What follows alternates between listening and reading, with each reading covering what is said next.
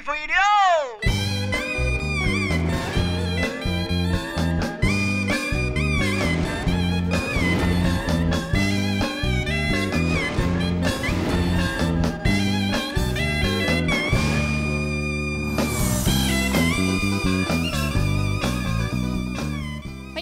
来到全民开会嘅节目现场，今日呢 ，NTP 来到新竹县尖沙乡也安江嘅露营梯哦。像一下呢，礼拜2日冬节为大家会食夜咧，大家食饱忙咯。今日来到现场哦，露营嘅现场呢，看得到有动到嘅帐篷，像后背呢一片有动到嘅帐篷。现场还有露营茶咩来到现场呢，也就系讲今日 TPA 同大家向下来分享一下近来近实行嘅露营产业。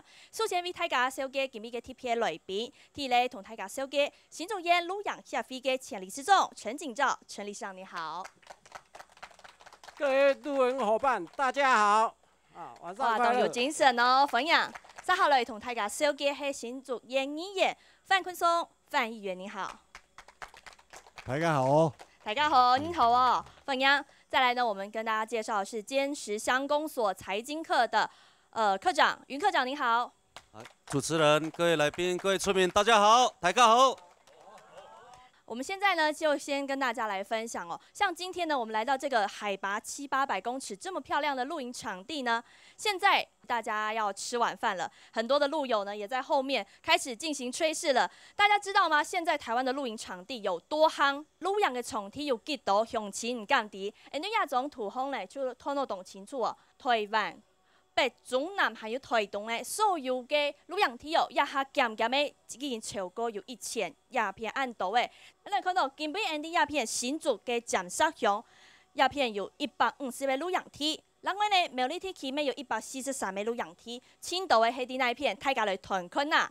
南投一下呢，社区命站风雷统计有164个露营场地，不过设计出来每现场嘅参加嘅乡亲朋友哦，像一下新竹鸦片，进来进到，像家下送来嘅下呢，大家听说有看到哦，很多的露营场地，对不对？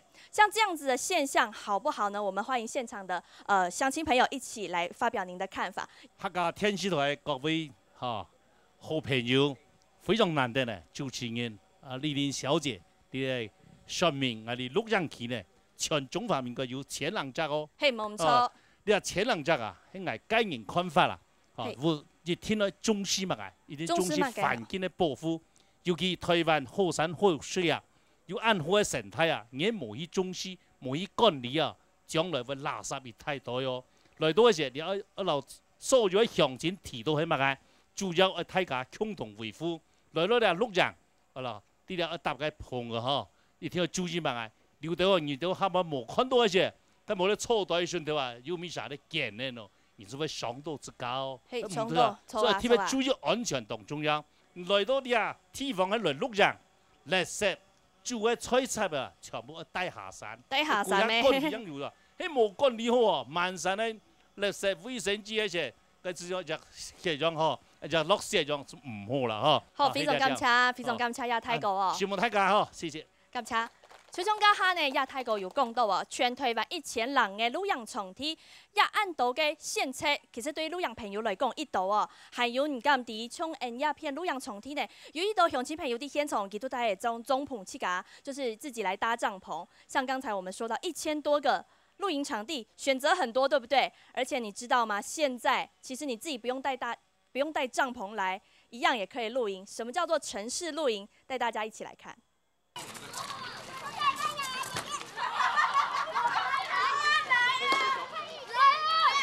按呢個天時嚟搞水，大人細子都搞到當天。禮拜2日那片好了呢，天天小朋友去出錯誒。妹妹，這是你們的帳篷是不是？嗯。這是什麼樣的空間？就是那個就客廳跟那個睡覺地方連在一起的。睡在哪裡？沒有看到。後面那一塊。另外有一個小帳篷，就可以那個連在上面。你很喜歡露營嗎？嗯。為什麼？因為露營可以在外面抓昆蟲。吵吵鬧鬧嘅城市地度，咪做嚟露營。老順巷嗰家橋燈果來來去去嘅茶嘅類比，睇下啲河邊公園嘅綠地，潛到一笪半夜吃菜。哇！第一年會搭哦。好累啊！好，你來過這邊，我來。開始牽電細數來搭帳篷，肩部出水啲嘢。来，熄班咯，熄班咯。对帐篷出来就准备要吃饭嘞。上司土家不用强松，还要脱脱直接感受太刺激的能量。接近大自然啊，空气猴啊，声音的呢，跑跑跳跳，对不对？可以抓昆虫。好。那你觉得来这里怎么好玩吗？好玩。家庭露营也爱老生意呢变到很较钱呢，迄个无想爱搭帐篷，还有其他的选择。这是我第一次露营。你以前对露营的想法是什么？以前对露营的想法应该是在野外。那今天呢？今天体验不同的感觉吧，就是第一次在车子上，我一直以为是那种搭帐篷的。那车子里面觉得怎么样？它有什么好处？有冷气。我们也是在做推广，希望说未来国内的营位可以保持10米乘以10米，方便让民众来讲，他露营的时候，不管是他开露营拖车来，或者说他旁边搭一个帐篷或者客厅帐，它的空间绝对要有一个宽敞的空间，而不是说跟难民营一样，营位大小这是基本的，还有你露营场本身要提供什么样的一些相关的设施，水啊、电啊，还有休闲设施、娱乐设施。它应该分等级的，对，照理说应该是这样子来做的，对。但是这个部分我们也努力了40年了，到现在政府单位呢也还找不到一个部门来负责这个。河边公园更加更强，也按多年来大家前后那种休闲活动呢，对于当一当法拉比包的帐篷就看得出来。哇！没想到现在不用带东西，要做得出去露营哦，就喺啲上司地度去都市地度去做得露营嘅。咁喺影片当中呢，就有提到啊，像中华民国嘅露营协会呢，佢一下统计嘅，像去年呢，有去参加露营嘅人次哦，一年就有200万人次较加按度嘅人去露营。无论啲哪嘅，像今日啲山丹哥，还係啲上司地度，像按呢更来更多嘅县测地度，唔过呢。亚哈全台湾3模1呢，就是一个露营的专责单位来管理这样子的活动，这样子是好还是不好呢？我们要请教理事长哦，像您在参加这个露营的活动这么多年了，是最近才夯的吗？还是过去其实台湾就已经有这样子的露营活动了？露营哦，家庭露营在台湾应该也有40年以上的这个历史了哈。当初就是。没有说像现在这么热门啊，这么热门了哦。那开始的时候，在1991啊，我们台湾有办那个世界大露营在龙门，哦，然后接着桂子坑，还有宜兰的那个花莲的鲤鱼潭。现在我们台湾有这个。就是国家级的露营场，目前有这3个。谢谢理事长。这么多的露营场地，可是呢，可能找不到一个专责单位来管。露营它要注意的地方是不是很多？尤其像这个野营呢，野外露营、户外活动，临时会发生什么状况，其实很难说。我们在这边有没有现场已经有非常多年的露营经验的？资深露友可以来跟我们分享一下，像野外露营哦，第一个要注意什么呢？我们欢迎现场的朋友。所以，你伫山岗当好把孙的路上的时节，你注意到，该好把山，该你水动枪，你气管用一下水用稳让，好似到树叶不树滑的，然什么飘下下来，你就注意到。因为好把孙路上是定冻减紧个水嘛，吼，该水来家是至少被高于2公尺，是，所以用你等水到咧，你没沉的。还有上港当路上吼，因为你平常时个向雷讲，你可能入人的时间吼，你是注意，哦，你做咩对个抬树下，你咪做咩对个种上港当最高的地方，该。入人家是嘟大风影，所以你一点没有注意到哈，所以你自己要注意安全。是吗？还有朋友要跟我们分享吗？这位大哥，我们是一个团体，但我们特别重视就是营地安全，就是营绳跟营钉。因为你现在大家装备都蛮大的啊，你大装备要搭设的话，营绳要拉到很多，营钉也要打很多。所以说，你像营钉跟营绳的部分是我们特别注意的。营钉我常常建议路友说，营钉。你要打，一定要全部打下去，你不能打一半，有时候你打一半，小朋友如果跌倒的话，怕小朋友撞到那个银钉。哦。哎，啊你如果是绊到银绳，它顶多是跌倒而已。是。啊，如果撞到银钉的话，可能会比较麻烦一点。是。所以这个是我们在野外，我们对我们设备说在营地露营的话，我们会比较特别去重视的。是。啊，就是会加上一些，比如说小道具，就是那像警示标志啦，或是那个晚上对啊，晚上就用 LED 灯，让小朋友大家都能看得到。这是我们会比较特别去注意的这样子。谢谢，这是我们露营朋友的家长的想法哦。谢谢。还有没有其他的，像这个环境的变化？哪一些也是很特别要注意的？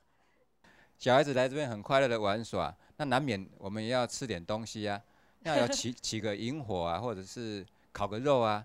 那相对的，我们觉得大家草皮养成也不容易，那用火的安全是很重要。野外的烤肉，我想我们烤肉绝对不要把它在地上烤，那草皮会弄坏掉。那最好把那个烤肉架。或者是萤火架高，那就不会伤到草皮。是，对。还有就是我们萤火在用的时候，一定要人在现场。如果人离开了现场，等一下烧起来了，小时候把帐篷烧掉了，被子烧掉了，那晚上怎么办？睡觉怎么办？所以说，这人身安全的问题。对，萤火的用火的安全，大家还是要特别注意。好，谢谢。下来过来看到亚基样片呢，其他地方露营嘅乡亲注意到乜嘅呢？爸爸妈妈带着小朋友去到那边露营，请床梯是大家轻重视的问题。就是放牛吃草，只是让小朋友玩而已。河边就是溪水，可能小孩子如果去玩水的话，都要特别再注意啊，因为那个溪水比较不 OK。家长考量安全是第一的，不过成人呢搞到唔定人呢。安全措施就变作参考听听。其实那小孩就从上面下来，这样会比较快一点，下来活动这样。我们会担心。我们其实为小孩的安全，我们要做个围篱，也希望这小孩不要在从斜坡下来，然后走我们这个道路这样下来玩。露营是唔係搭帳篷，看起來很簡單聽聽，密謀乜嘢要注意嘅。撼动到。一般我们团体出去大概就是30个、50个家庭，那一个家庭人数大概3至4位，所以也就是说，在一个有限度的一个环境里面，可能同时容纳了可能160个到200个人数左右，所以在这种情况下，其实在垃圾跟废水的部分，其实变成对营地的老板来讲会是一个很大的负担。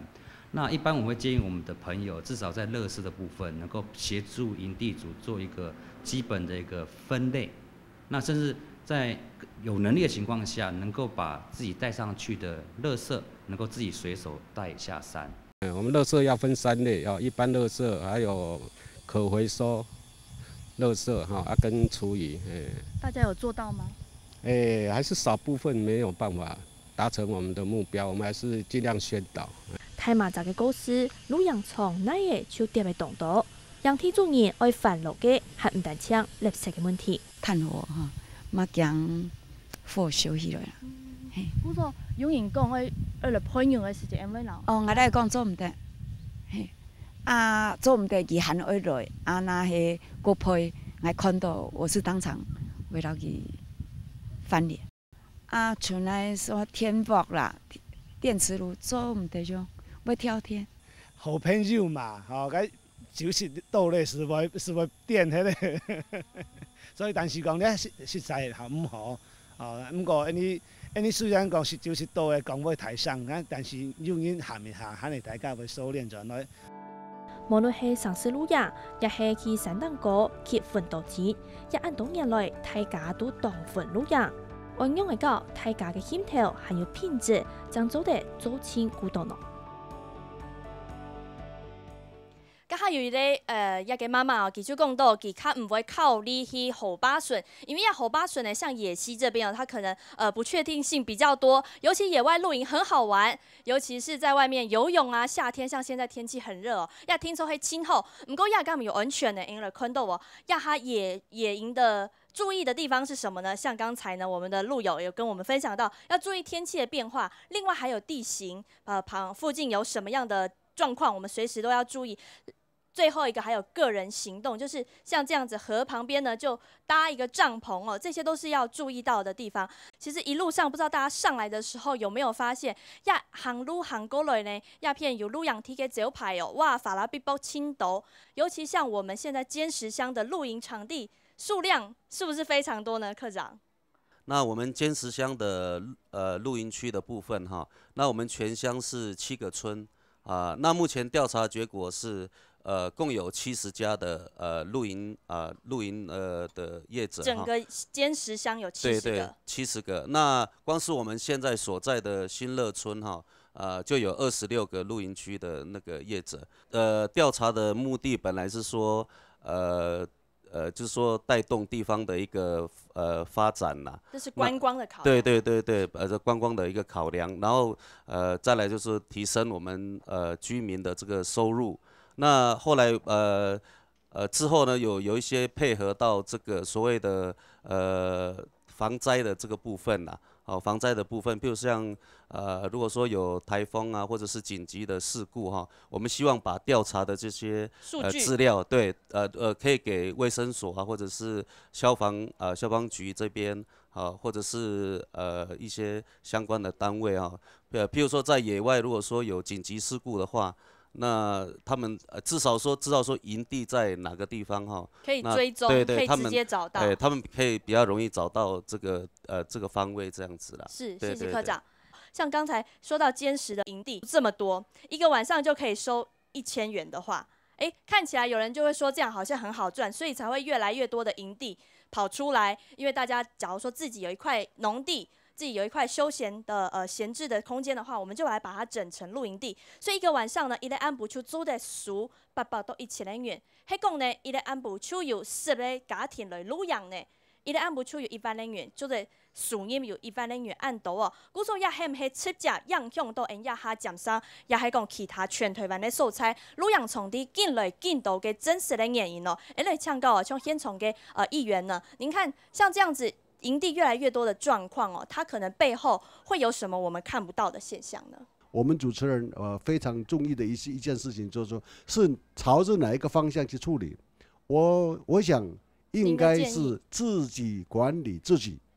这个所谓说也那个所有的露营区，只要是业者，大家组成一个自治管理委员会。大家横向的联系。对，横向的联系。比方说，我今天是新乐村的。那新乐村这边，刚才我们科长讲是26个人，26家，这个26家呢，要有自治一个团体的那个什么治理管理的委员会。大家要来，那这个组织要做什么样的事情内容？那里面都有写一个他的法条都有嘛，它有固定的方式嘛。那这样将来呢，无形当中横向的、纵向的，所有的露营区管理的方法又有一套，然后自治的管理又一套。那对外的那个客人。来越来越多，那增加我们这个地方的收入。议员刚刚建议的是，我们业者横向就来组织一个可能就是像管理委员会或是联谊组织。对。那这样子，理事长您看，您在民间这个露营协会的角色，这样子它可以达到的成效或许是什么呢？有一个好处就是说，大家可以那个知识交流。是，像科长，我们这么多的营地，我们掌握到，大家算是合法的吗？还是？我们对一个营地，它从无到有建起来的时候，建辟起来的时候，我们公所的角色，像刚才说地方的角色，我们有核发给他什么样的许可执照吗？所以这个营地它是可以来经营的吗？目前这个露营相关的这个行业这个部分还没有一个专责的法令来规范啦。那就是说。露营区的这个业者如果说要去登记这个营利事业登记的话那他到底是要以餐厅的方式呢，还是说他是以民宿的方式来申请所以这有一个模糊的空间在里面啦。那如果说一般核发开发许可这些应该是跟我们县政府的相关目的事业这个单位来申请。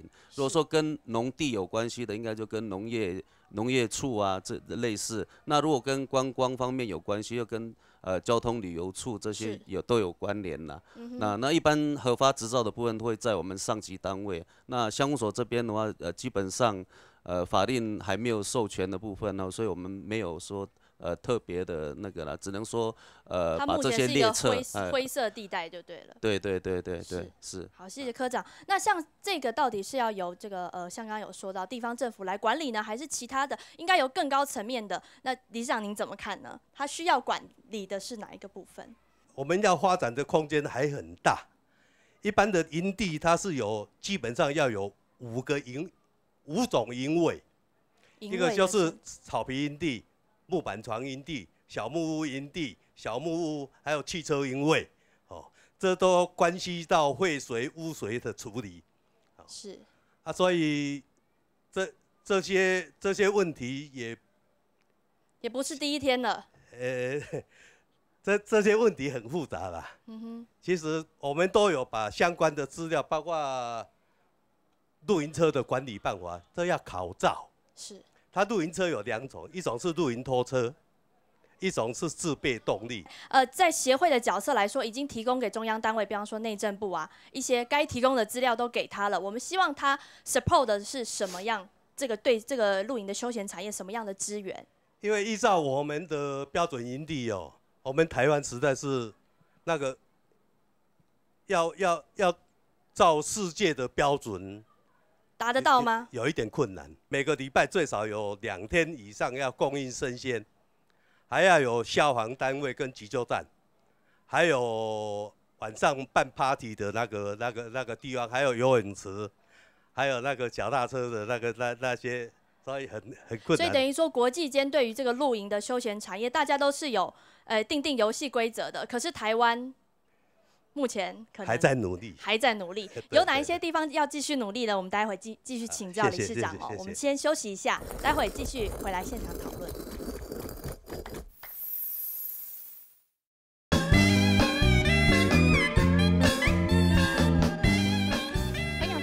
转到村民台北嘅讨论现场，今日呢来到新竹县监察乡来讨论下嘅露营嘅休闲产业，到底要向哪片继续来发展哦？从照统计呢，也下全台湾已经有1000多家嘅露营场地，尤其像新竹县、苗栗县还有南投县，也下係青岛嘅。今日来到新竹县嘅监察乡那边，露营场地其实係集中很集中的一个地方哦。而刚才呢，我们在上一阶段呢，理事长呢边有提到讲，从也下台湾嘅对露营嘅标准啊、设立嘅准则都冇乜嘅规范，也下出来看到国际上嘅对露营嘅游戏规则后，看到1星级好了，我们就先看到1星级的露营的营地设定的标准。最低阶的是有哪一些的标准呢？像基本条件刚才有说到营地的这些的条件都要有非常平坦，而且呢要很渗水，空间也就是有规定说一个营呢要提供6个营位，而且它的面积是有定出来的，要80平方公尺。现场的来宾有提到要有一定的盥洗设备在这样的露营区里面。另外呢，垃圾的问题其实是让现场的业者大家头很大的地方，而且中央单位、地方政府有没有办法来把它推动起来，让卫生在这个营地上面呢可以更好。发展的更好，不会说大家来到这边，尤其露营场地越来越多的地方，就可能越来越多的垃圾，这个可能是大家不乐见的。理事长，您对这个国际露营的准则还有其他的一些对台湾方面，应该要从哪一个部分来建议的吗？台湾要设置这个像欧洲、像美国，它那一种纬度比较高的那个露营场，在平地是不适合的。所以大家的这个露营的设立标准，可能每个地方会不太一样咯。对，甚至于有的国家，它这个连你吃过的那些碗盘筷子它都不会让你洗。国际上是这样，那要去哪里洗呢？大家吃了碗盘，它露营场有一个专责的单位，这洗掉的这些废水，它会回收。这回收起来，统一管理就对了。对，台湾有办法从这个地方来加油吗？包括露营车的那里面有马桶嘛，那马桶要加什么药，要多少量都有规定的。是，好，谢谢理事长。那我们不知道，这些是我们一般人从外界来看露营的角度，不知道小朋友怎么看露营呢？现场有小朋友常常在露营的吗？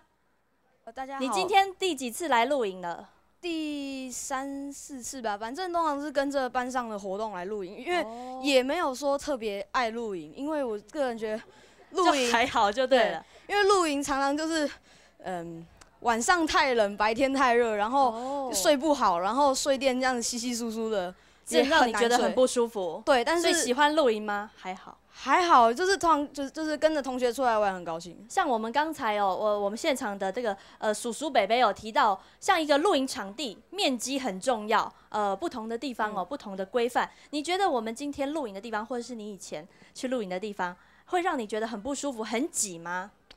不会，我觉得这次露营还蛮舒服的，就是不会很挤，还蛮空旷，就是因为我们大家都在下面。了解。所以觉得还不错。对啊，那你觉得露营有没有哪里是大家更要提升、一起注意的地方？垃圾，就常常你的垃圾都拿去哪里啊？就是问人大人有没有垃圾桶、回收桶。你有找到吗？有看运气。看运气，没有找到怎么办？可能自己拿个袋子装起来吧。因为常常看到有人什么擤完鼻涕、做完什么事情，用卫生纸就乱丢，这样子丢到后面去了。对，这样没看到，然后就继续做他的事情。好，了解，谢谢哦。这个垃圾问题这么多，要像弟弟一样把它随手带回去哦。谢谢你，请坐。好，那我们请教一下，现场有经营营地的这个业者朋友吗？那可能我们营地本身可以做的就是配合我们的单位。我们的县政府，我们的那个环保局，它规定我们说我们应该怎样来做，那我们业者来配合。那我们会在我们的垃圾桶处，包括我们的厕所、洗手台，包括现在不是说都是缺水吗？那我们都会宣导说要珍惜水资源，然后垃圾要分类。对，然后还有就是说，可能就是厨余或是垃圾纸类、塑胶类，有哪些东西是不应该丢到那个一般垃圾里面的？对，比如说吸管。这个东西可能就是要丢在垃圾，而不是回收等等。但是我们就尽量配合单位，我们就是都会公告出来，然后会在我们的明显处来做这样公告。谢谢，谢谢，谢谢大家。想请教像刚才大家一直提到说，像县市政府假如可以定出一个游戏规则，让大家来遵守的话，这样是可以让露营的这个产业越来越好吗？还是说地方它可以做的限度可能是什么呢？那主要还是说，你一些露营场地的业者自己要能够自立，当然你要有高度的配合政府的这个法令啊，然后你要就是很认真的去横向串联起来吗？去跟路友所有你这个营地的路友去宣导现在政府的规定资源回收到底是怎么样。那当然，这个对路友来讲也是一种教育啊，对你自己业者来讲，你也会将来的工作你就会减轻了。那像其他的有没有在法令可能是让业者他比较无所适从的，是我们法令比较缺乏的地方？您在从事这个露营休闲推广活动上面的话，有没有一些注意到的地方呢？那我们现在请那个新北市那个理事长来讲好了那我个人的觉得，以及我这个深入的了解这个应该是算观光产业，所以应该是交通部这个观光局。刚才我们理事长也有提到，是这个几年前有什么样的这个办国际大露营的时候，观光局有来协助，它是一个辅助的角色，还有经费提供很多了那所以现在的话，这个中央政府、中央机关，应该个人觉得应该也是要请这个观光局来处理，因为有很多的饭店观光业者，其实它也都是观光旅游业嘛，所以这个露营，不管是国外来露营的，或者是国外来旅游的，或者是我们这个台湾国民在这个其实都算是一个观光产业，应该也是算这样子。所以是不是由中央然后来这个地方政府？那刚才我们议员有提到这个垃圾的问题其实这个刚才科长也有提到，其实这个垃圾的问题，本来把这个休闲产业管理好，这个营地场地管理好，那就应该是不是有这个开发票？那是不是有税收？有税收，这个我们政府机关有税收，就会来重视。这样子的话，他清起垃圾来，那我们公民也有这个公民道德，也像刚才那个小姐讲的，这个垃圾分类有都做到这样子的话，那都是三赢的方面。是。那所以这个法规的话，那还是要请这个中央政府哈，有这样的这个主导的方式，然后由地方来这个做管理，配合管理。是，对。那像副理事长，我们在中华民国露营协会推广这个露营产业这么多年来啊，对业者是不是像我们说到竹苗的很多业者啊，露营场地越辟越多，可是大家到底自己合不合法，好像也不知道，因为没有这样子的法令。您怎么看这个部分？无法可循啊，因为所以我们这理事长哈，他这个水田营地也做得这个有声有色非常好哦，他这个管理也做得很棒了哈。那他们也都对这个产业哦，以及这个都有贡献很多了。那我们来看看我们国内的法规好了，谢谢副理事长，您请坐。像我们国内的法规你上网到那个法规的止损面一大下去，你大撸养64下去，你会请到一滴滴的个法规NT 出来看到，我们提到露营的法规有哪一些？第一条你就会看到有农委会。农委会听个有限农业普头管理办法当中呢，其实有讲到有限农业农场地度呢，就做在做露营的设施。另外呢，另外一条就会讲，其他经过地方政府主管机关核准的休闲农业设施，这条法令里面有说到这露营2个字。可是这样子的法规，它可以对我们的露营所有来管吗？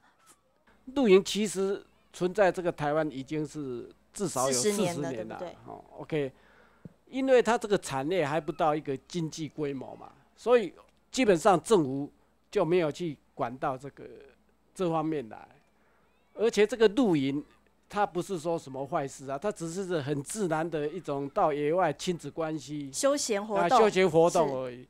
所以也很少说因为在露营的时候发生什么大的意外事件，所以政府基本上是忽略了这一块，是所以忽略了这一块了。对，所以他才没有说去定一些什么法规嘛。因为一个政府基本上就是不要管太多事是比较好的啦。反正主要就是说你尽量能够站在辅导的地位，不要站在那个管理的地位，这样业者又会觉得管太多了。对，所以这样我认为。这样应该所有的产业都一样，一定是业主自己的自主性要强，才能够永续经营。好，谢谢理事长。稍後呢繼續來看到其他啲經營露營場地嘅人，其實同業者嘅想法偏樣嘅呢。前面你看整个中央山脉那边大壩小壩啦，然后这边东边的日出啊，那个雪山山脉下雪的时候很漂亮，整个山頭都是白色的。對陽期嘅 VIPV 嘅看工出去，視野一定窄。對各個嘅素材看講下，看得到正嘅風景，也特別一下係陽期，唔過頭擺山唔係安尼。以前鴉片全部都在高原，全部是種鴉片種嘅綠葉樹，以為一下因為已經落發體咧，我哋就入到去較平嘅地方來提供出來做露營嘅。六條架正家鄉開民宿，經營休閒生涯，也一部嘅見面到老家屋下嘅呢一嘢，改做陽梯。順行嘅中意咪向下來做經營露營區。基本上嘅體現出一段一段嘅，細段一細段嘅，因為山坡地其實是一細段一細段嘅。之前像水保局有做嘅呢，坡地嘅呢就一段一段嘅啦，佢水流就唔係講規則斜坡會流往下。業者講啲唔破壞本地嘅體型體貌嘅情形下，攞農地變做陽梯，再個可能另外一片農沙咪變做休閒 DIY 區。我想講本身人呢去看以前俗族的形象版伊有，嘿。那邊本來就會按照俗族的嘿。像掠粗小俗族的，到每外就改本人做語文啦。內部保留的農場頭擺嘅用嘅，內部適合人嘅草坪頭擺係種嚟嘅，將頭家老土地埋下來，用心經營，提供朋友一搭老拍好嘅鄉下露營嘅素材。兄弟姊妹嘛，個退休嘅生活，毋過緊真真實在嘛要千多錢，嘛冇法度就想講你可以露營你冇做生意冇个动力，你妈冇法度总讲啊，就是说你进来，我会觉得说你出去是会高兴，不是说你进来你失望。我看到你失望的眼神，你给我赚那个钱，我也辛苦，我心里也不好过。所以我对环境我还是很用心。消费者旅游嘅需求見來見過，今早開始前梯漲梯，全台灣旅遊廠都已經有1200位客家嘅。像我們一個營位有沒有？我們是10米乘以10米，一般民間的收費標準是5米乘8米。那你想想看，如果以我們這個規模大小，我可以再塞1倍，塞到70個家庭、80個家庭，但是相對的，你的空間會被做壓縮，就是民眾他休閒生活的空間。對，那至於說。國內至今為止是說，因為政府單位一直沒有制定一個標準的營地的一個規範，所以說，縱使民眾要守法，投資要守法，他也無從沒有依據啦。當到旅遊業者開發建議，一下要合法冇都係唔啲。那政府單位你要怎麼建議說，到底是農委會負責，還是林務局負責，還是觀光局負責？好，因為你地目的牽扯單位太多了。我想應該了解桃竹苗地區，它有扯到林務用地，也有扯到農務用地，那農委會也可以插一腳，林務局也插一腳，就是重機也必須要跨部會做一個比較明確的責任歸屬了。我們也希望說，趁這個時候民眾需求量大了，希望政府部門重視，給民眾一個安全的一個休閒環境。各式各樣嘅問題，睇睇旅遊產業董事行，亦建議要幫大家看到嘅。好家下有看到啊，從樣片當中呢，有經營旅遊區嘅業者呢，佢哋要做旅遊場地嘅時間，咩冇乜嘅法則好去遵循哦。從佢嘅地要用嚟做，還有3排地做嚟開發冇，佢都唔啲，搶地哦，就攞佢開發下去，先攞佢批出來，按樣出錯嘅。唔過按呢呢，就家下像我講到啊，觀光區愛嚟管冇，其實也可能咩唔係佢嘅管理嘅內容地位度啊，故所呢，按出嚟看到。一下休閒產業旅遊呢，說來愛乜啥來管哦？觀光局我們剛才說到哦，可是他說露營又不是歸我管，因為我是管這個觀光還有旅遊，我只管這個。另外呢，農委會他說他只輔導這個休閒產業，但是我們剛剛咩對個樣片當中哦，講到哦，像有個本來係農地嘅主人，佢都要開發一個養地嘅時節，佢都咩唔啲合法冇？故所呢，農委會說他是輔導休閒產業，我不是管露營區哦。林務局他怎麼說？他說在環境敏感的地區活動，我是一概不准的，我只有管這個地方。那水保局呢？水保局說我管林班地，不准開發，這是我管的沒有錯。內政部這邊他管什麼？他說我管的是國家公園露營區。那另外，我們大家常常去武陵農場啊、清境農場這邊露營休閒的時候。這個地方又是歸誰管呢？這個地方卻歸的是退輔會來管。大家都說，是不是地方政府要來定一個辦法呢？這個我們可能要請到議員哦，您怎麼看呢？像這樣子，家下大家有共鬥哦，兄弟3排地方做嚟來規範冇，其他都咩唔啲啊？要用嚟規範。為什麼現在到今天為止，政府不敢插手說一定要把這個事情用一套的整套的方式來標準來做這個行業的輔導呢？主要的原因就是因為水保局有水保局的規範，是水保法。農業那個環保局有環保局的規範。那麼我們說林地跟那個保留地的管理辦法的限制之內，我們現在在我們尖石鄉的，不管是復興鄉也好，只要是開露營區的，大概政府就說盡量去你們自己去發揮你們的功能。我們這個業者能夠自理自主然後呢，經過我們所有的那個單位，縣政府有一個交通旅遊處。是，但是議員，我們今天也有邀這個新竹縣的交旅處過來，可是他說我管的也是觀光休閒而已，我也不管露營區，所以大家露營區要怎麼樣去整地闢地，我也管不到。副理事長，您覺得這樣子算是一個互相推來推去的？這個應該是有一點點這個推脫了。剛才有看到那個VCR，那個有看到他那個營地其實他是在斜坡，再把它鋪一個這個平地平板上去。那用這個，因為我有看到那個什麼東森新聞是不是有報那個負面的新聞一樣？其實這個你沒有做水土保持的話，可能一年来个2、3次的台风的话，那个营地肯定会垮。我们来看一下，你看这样帐帐相连呐、大家连得那么近，而且呢，我们直接可以看到，这是不是一个山坡地呢？山坡地斜斜的，大家把它辟成平地，好像梯田这样子，这样算是可以的吗？如果是在我们山里面这样的话，如果说你开挖，你只要开挖，水保局马上来马上来罚你啊！所有的这个露营区啊，大家都是在法的边缘里面走这条路，游走啊，灰色地带。所以我在这个地方一定要呼吁所有的业者，一定要自己成立一个管理委员会。是。然后成立管理委员会了之后呢，会同乡公所、县政府、交通旅游处或者观光科。然后请他们会来会看，然后我们跨部会的方式送到中央，有中央不管是营建署的不管是观光局也好，让他们来去。这恐怕还要一段距离，对，因为大家又会说，对这个又不是我的业务管辖范围，所以我也不应该来管。所以无形当中就踢来踢去了。好像刚才副理事长也有提到哦，像其他的是不是由交通部来统一管呢？因为它可以管观光，同时又可以管这个其他像交通的法令。我们接下来来看看强顺一类露营车伫尾都很用的呢，看下来看。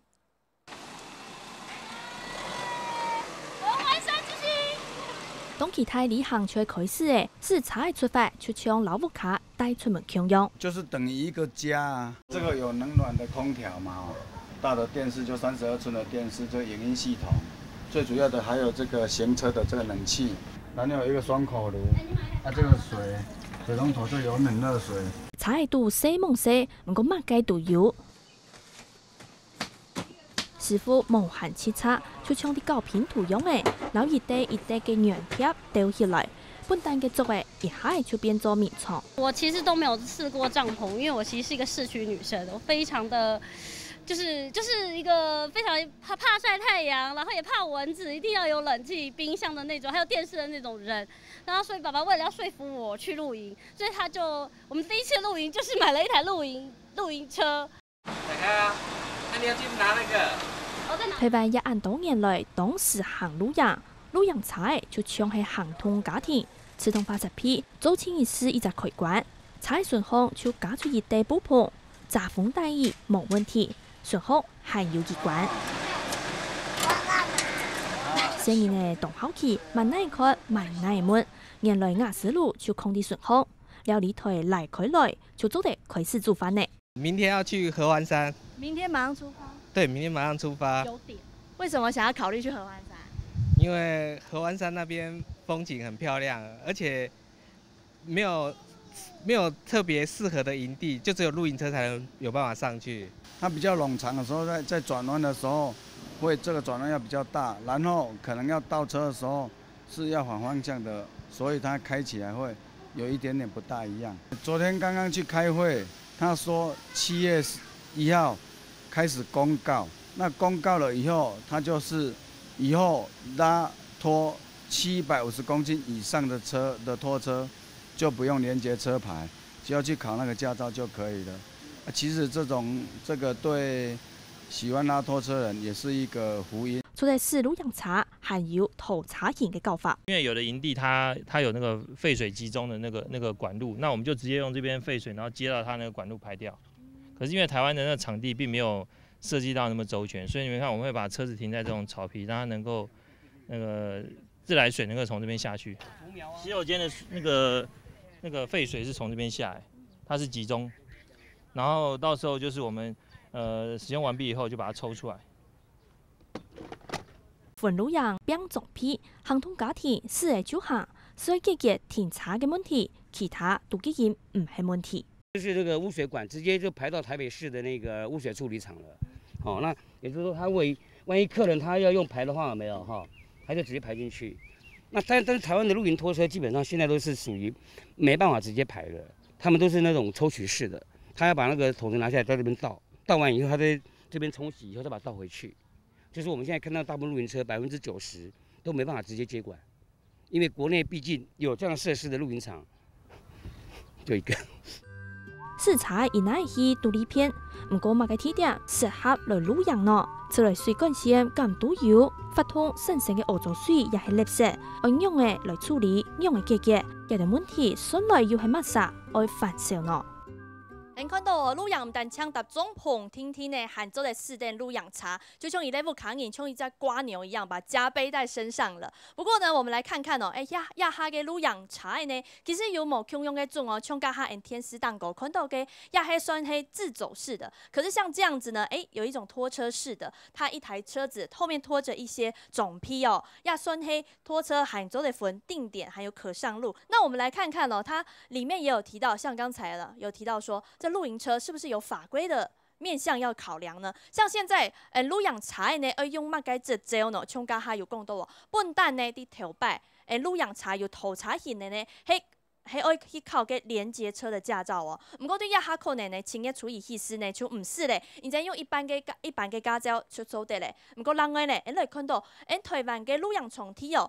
空間有合適嗎？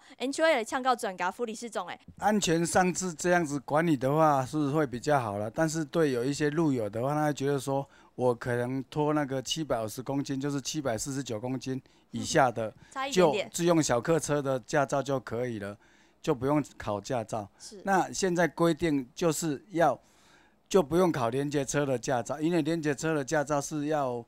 自用小客车考完了以后，滿1年大貨車或者是說那個大客車，然後再半年再跳這個連接車，所以這樣至少要1年半至2年的時間。要很長的時間才可以來開露營車咯。對，那現在你只要持有這個自用小客車滿1年，然後去那個駕訓班練習那個考這種拖車的這個執照了以後，你就可以拖了。好，謝謝副理事長。咱擺呢，像我頭一個露營茶，就是這個露營車的拖車呢，一般家就去做的嘞。按用剛配一隻福音，伊的後出呢，來向高一下現場的路友哦，對這個露營車的概念是怎麼樣呢？大家覺得它是不是這麼的安全，這麼樣的方便？我們歡迎現場的路友跟我們一起分享。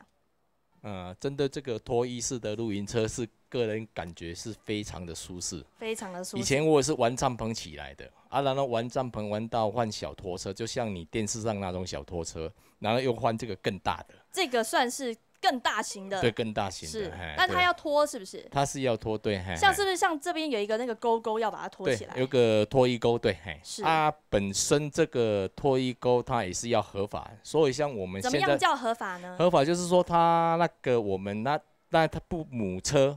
那就是前車就對了，它本身它原廠要出一些證明給你，讓你去 ARTC 辦那個可監控意淫啊，然後就是就是那個車測中心啊，它要可監控意淫這樣子，是，就是代表這部車可以拉拖車這樣子，是，這是非常重要的。那像副理事長，我們今天呢，像露營的這個在產業的需求，中華民國露營協會已經算推了很久了，但是可能現在中央法定沒有一個專責單位。我們今天進行到這邊，您覺得這個產業還有怎麼樣可以往上提升的呢？個人以及協會的話，希望中央主管機關能有擔當來把持這個一些法規哈，把它搞好，讓這個地方政府以及我們這個業者哈可以依循。你看現在的農村已經都沒落，已經這些年輕人都不回來了。但是現在這個露營行，年輕人要回來經營了，所以我們是不是要支持他，讓他繼續永續經營下去？所以我還呼籲中央機關努力些吧，謝謝。好，謝謝副理事長哦。今日節目進行到鴉片了，要討論的青島像露營休閒產業所能應用的發展，因為像亞下露營人口一年呢突破為200萬人次，進來進度誒。從亞下露營嘅越來越夯哦，政府嘅管理嘅局部係唔係會停定會加強咯？今日非常歡喜，超多人大家共下到現場來討論，感謝大家收看，咩希望呀露營嘅休閒產業，南北做得更來更好，感謝大家收看，什麼大家。